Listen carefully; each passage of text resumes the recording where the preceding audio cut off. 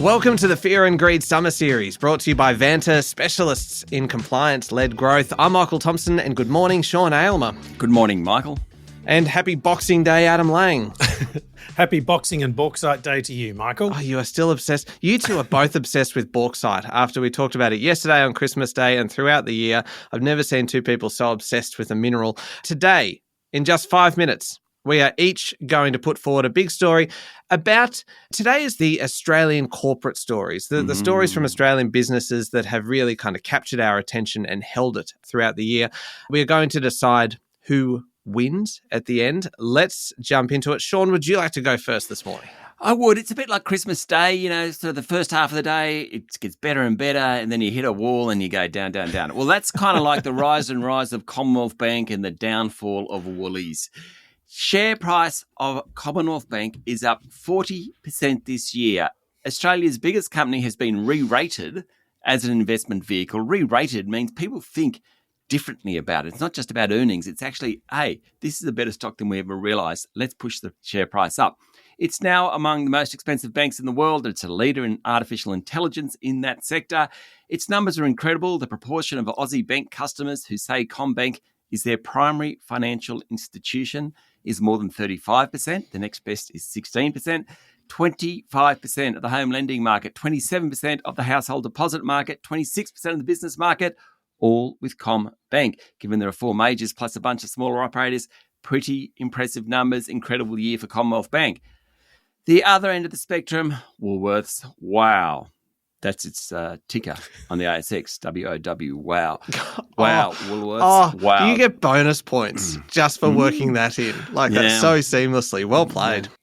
It started the year with a fight over Australia Day. Not a good beginning. Then the Australian Competition and Consumer Commission, the competition watchdog, started an inquiry into the supermarkets. There was a $1.7 billion announcement of write-downs earlier in the year, a profit downgrade later in the year. In February, Chief Executive Brad Banducci walked out of a Four Corners interview quite spectacularly. His tenure was pretty much over from that point. Ended up with a new CEO by the end of the year. There were political calls to break up the supermarkets, and by the end of the year, the United Workers Union were on strike, not allowing restocking. Share price of Woolies this year down 20%. I would call it annus horribilis, but I can never really say that phrase. But I think that's what it was for Woolies. Tale of two stocks, Commonwealth Bank and Woolies. Feels like a high-risk phrase to mispronounce, isn't it? Yep, definitely. Good story. Long story. But look, I'm piggybacking off part of what you were talking about, which was Commonwealth Bank. I'm talking about the banks as well, because Australia's banks, right, have undergone change, leadership change this year, the likes of which arguably we have not seen before.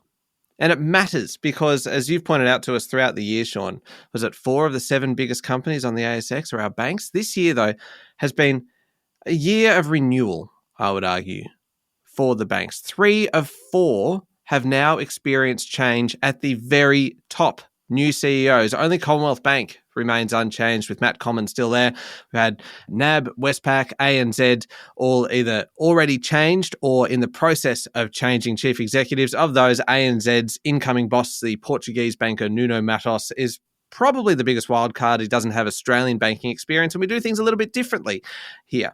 He's going to have his hands full because another big news story today or this year for the banks, ANZ completing its major acquisition of Suncorp's banking business for $4.9 billion. That is a lot of change in just 1 year for just one sector. Pardon the pun. Yes, I wish I'd thought of that as I was saying it. Yes, that was very deliberate. And even the chief economists are shuffling around as well. Changes at NAB and Commonwealth Bank. It's almost exhausting. What would the chief economist shuffle look like? I imagine it's quite subdued. It would be very small steps. Almost hands in pockets. Is it a deck of economists? Yeah. Yep. Calculators. Yep. Yeah. Pocket protectors. Yeah. Spare pens, just in case. Yeah. Yeah, no, I imagine that's what a chief economist shuffle is. Very, very polite, I would imagine as well. I would say it has been exhausting how much change there has been at the banks. I, for one, am in need of a rest because I've been so directly affected by this. Adam. You're carrying that weight, Michael. Okay, for me, corporate governance, and it's scintillating as I say it, I know.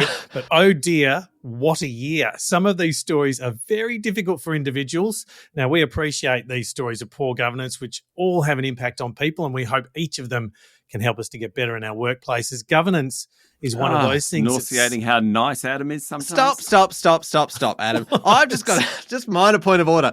Corporate, what you were talking about here, there is so much scandal within all of these. And yet you have just managed to extract all of the fun, all of the excitement, and all of the scandal from these scandalous stories, and instead make it exceedingly polite. You would be a great chief economist.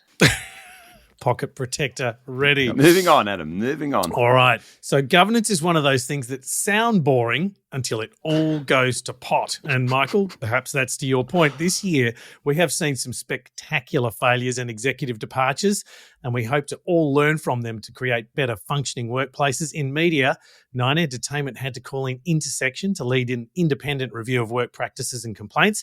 Seven had to turn its spotlight on itself to reveal bad behaviour. Coles and Woolworths faced ASIC over misleading and deceptive discount pricing practices. Star Entertainment had another year of fresh allegations and regulatory scrutiny. ANZ was investigated for fee misconduct, and they're just some of them.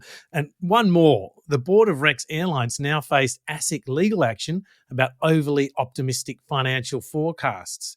Now, this has sometimes legal and very personal ramifications. Corporate governance has been a massive story this year. Now, Adam, I've got to take exception here. Okay. You have missed the two biggest corporate governance stories of the year. Richard White at WiseTech Global, Chris Ellison Nothing to see at Mineral here. Resources. Oh, my word. Nothing to see here. Very isolated. Super Retail Group. Yeah, maybe a few things I to think see we there. need to throw those in. The Mineral Resources, that's been the worst performing stock all year. And Chris Ellison has been caught up. Shocker, isn't it? Yeah, Chris Ellison has been caught up in allegations of a tax scam. And, of course, Richard White, it was all about his personal life. That captured the headlines as well. Interestingly, WiseTech Global share price didn't fall. The minutes ending the year close to a record high. But, yeah, plenty of corporate malfeasance. Incredible. All year. Okay, all right. I'll make the decision here. I reckon the two of you win for your joint story on corporate governance. I actually think, to be honest, I should win because Woolies and Commonwealth Bank have so many shareholders. Fine. And on Michael, scale. And no. I mean, I'm not. And What about Michael, spectacular?